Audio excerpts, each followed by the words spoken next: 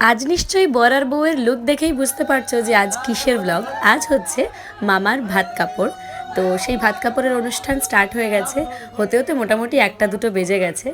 তো আজকের এই অনুষ্ঠানটা কিন্তু আগেকার দিনে কী রীতি ছিল জানি না, তবে এখন যেটা আমরা মন থেকে মানি, একটা হাজব্যান্ড ওয়াইফ নিজেদের আধা আধা করে সমস্ত দায়িত্ব ভাগ করে নেয়, ঠিক সেটাকেই আমরা ভাত কাপড়ের অনুষ্ঠান বলে এখন জানি। আগে কি ছিল আমি জানি না।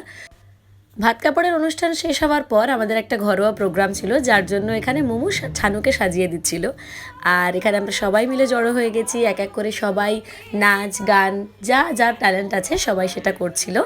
আর এই যে আমাদের বরমশাই সবাইকে কফি পরিবেশন করছে আর সঙ্গে কিন্তু চিকেন পকোড়ার ব্যবস্থাও হয়েছিল। সবাই মিলে জমিয়ে আড্ডা হচ্ছিল আর সব রকমের পারফরমেন্সে হচ্ছিল।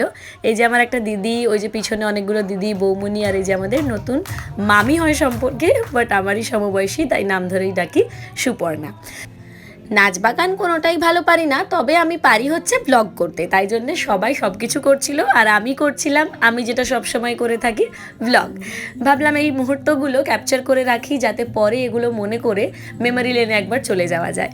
বিশেষ করে যাদের বিয়ে মানে মামার, তাদের কিন্তু এই ব্লগগুলো পরে দেখতে খুব ভালো লাগবে আমি জানি। তোমাদের সঙ্গে আবার দেখা হবে পরের ব্লগে রিসেপশন ব্লগ নিয়ে। Till then tata.